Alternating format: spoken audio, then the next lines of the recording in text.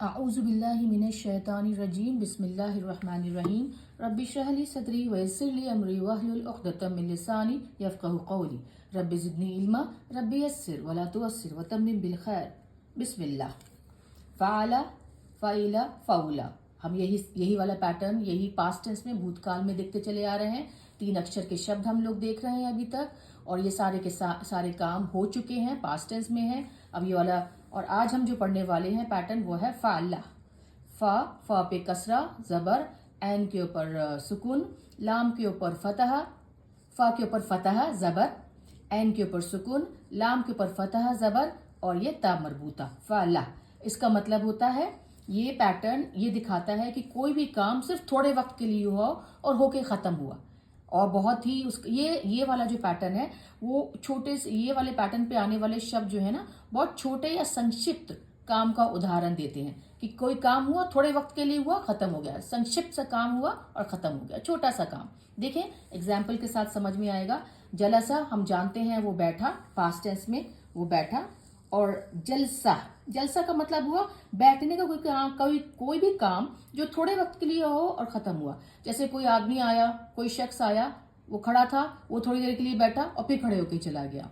या 5-6 आदमी लोग खड़े हैं, वो लोग कोई बात उनको डिस्कस करनी है, किसी बात पे उन्हें विचार विमर्श करना है, वो लोग थोड़ी देर के लिए बैठे, उन्होंने डिस्कशन किया और वो खड़े होकर चले गए।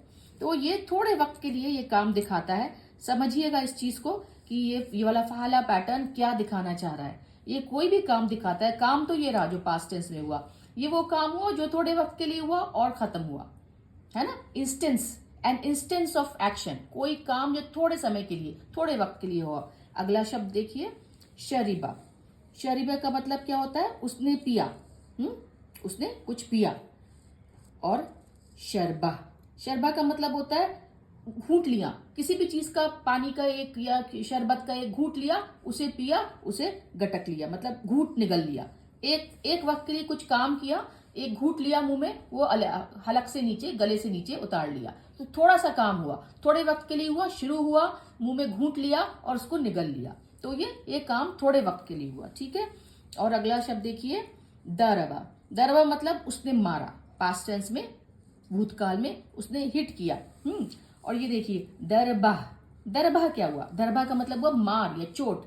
जैसे 2 लोग लड़ रहे हो और किसी ने दूसरे को एक चांटा मार दिया, थोड़े समय के लिए बस मार दिया, और वो लगा, वो उसको हिट कर दिया, तो इसे कहते हैं ये चोट या मार। अब वो बाद में जो भी होता रहे, बाद में वो लोग लड़ते हैं, लेकिन थोड़े समय के लिए वो काम हुआ, उसने किसी को हिट किया, किसी को मारा, किसी को ब्लो दिया, वो थोड़े वक्त के लिए हुआ और वो काम वहीं खत्म हुआ, तो उसे कहते हैं दरबा। यानी कि फ़अला पैटर्न पे कोई भी काम जो बहुत थोड़े वक्त के लिए हुआ हो, कोई भी इंस्टेंस ऑफ एक्शन।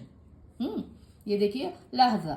लहजा का मतलब क्या होता है कि उसने देखा, पास्ट टेंस में लहजा, देखा, एक नजर मारी, एक झलक देखी, है ना। लहजा, लहजा, लहजा क्या हुआ?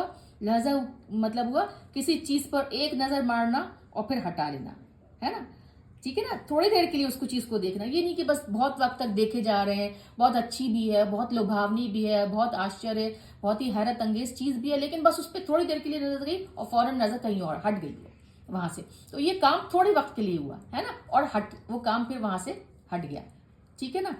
तो समझ में आया ये, मतलब ये पैटर्न किस तरीके से। ये वाले जो फ़अला पैटर्न है ये भी आमतौर पर अरबी भाषा में इस्तेमाल या प्रयोग में नहीं आते हैं, पर अरबी भाषा के कुछ स्वर हैं, कुछ हरकतें हैं, है ना, जो कि फ़अला पैटर्न पे के ऊपर ही निर्भर है, इसी के ऊपर बेस्ड है ना। जैसे हमारी जबर, जेर, पेश, है ना, शद्दा, देखिए कैसे होता है ना। आगे देखते हैं इसको। फतह मतलब आप जानते हैं कि उसने खोला, है ना, किसी चीज के खोलने को फतह, है ना, सूरे फतह, तो फतह मतलब खोला।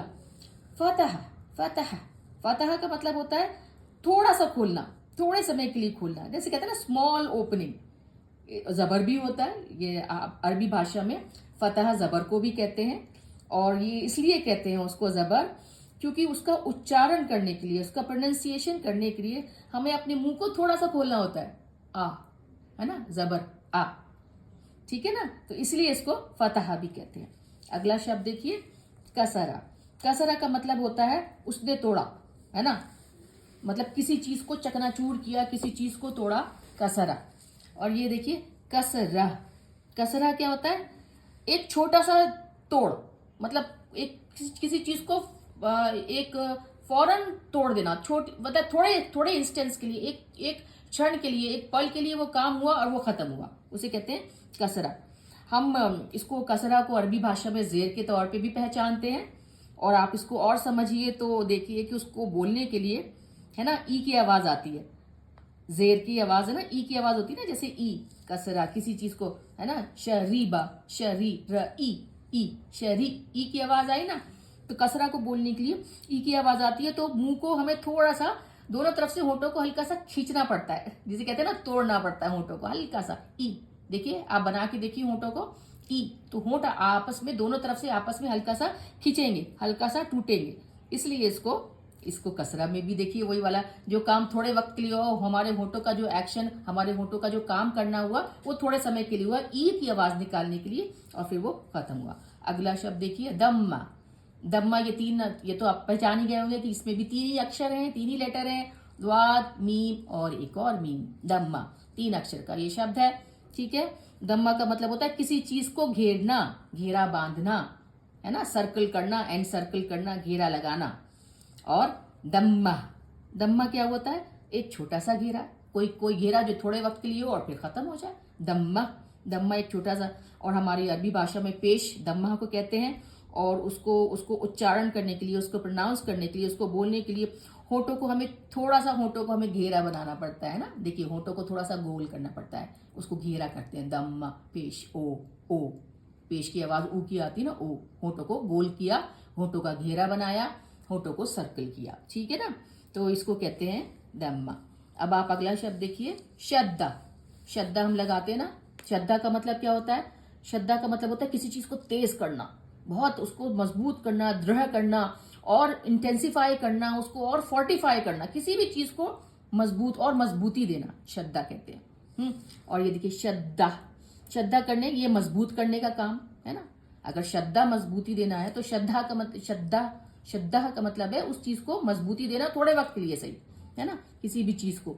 इसको अब हम देखें अरबी भाषा में तो श्रद्धा हम ये डब्लू के तौर पे, जो ऊपर एक छोटा सा डब्लू लगता है ना हमारा इंग्लिश लेटर का, इंग्लिश अक्षर का डब्लू, ये क्या होता है कि किसी चीज को मजबूत कैसे कर रहा है।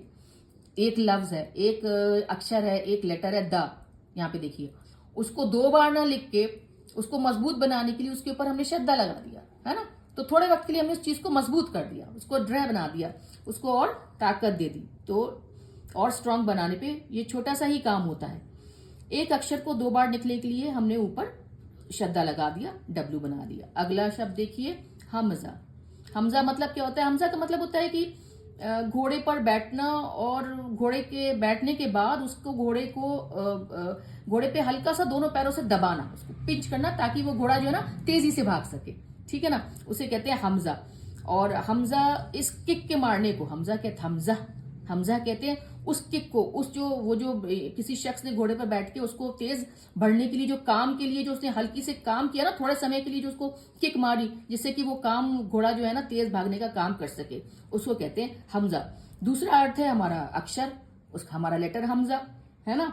और ये हमजा की जो आवाज है, इसका मखरज, इसकी शुरुआत जो है हमारे गले के पीछे से होती है ना, इसकी शुरुआत हमारे गले के पीछे से निकलती है, जैसे कि हम अपने गले को हल्का सा पिंच कर रहे हो, हल्का सा किक मार रहे हो, है ना, हा हा अक अक, ऐसी आवाज जैसे कि किक मार रहे हो, कि ये आवाज की जो जोड़बंदी है वो हलक के पीछे से आती है, जिसे कहते हैं शुरुआत इसकी कहाँ से होती है, इस हमजा लफ्ज की, इसका आर्टिकुलेशन पॉइंट, इसके निकलने की, इसकी मखरज की आवाज हलक के पीछे से आती है, और एक हल्की सी पिंच की जैसी, हल्की सी किक वाली, हल्के से दबाव वाली आवाज आती है ना, इसीलिए ये वर्ड हमजा। देखिए कितनी खूबसूरत, कितनी मतलब बहुत ही इंटरेस्टिंग, मैं तो कभी कभी हैरान होती हूँ कितनी इंटरेस्टिंग, कितनी खूबसूरत भाषा है, कि हर चीज का मायने कहीं ना कहीं से शुरुआत है और जुड़ा हुआ है। 2 + 2 4 है, सबसे मैथमेटिकल जबान मुझे ये लगती है, ठीक है ना। तो अल्हम्दुलिल्लाह, वस्सलातु वस्सलामु अला सय्यिदना मुहम्मद रसूलुल्लाह।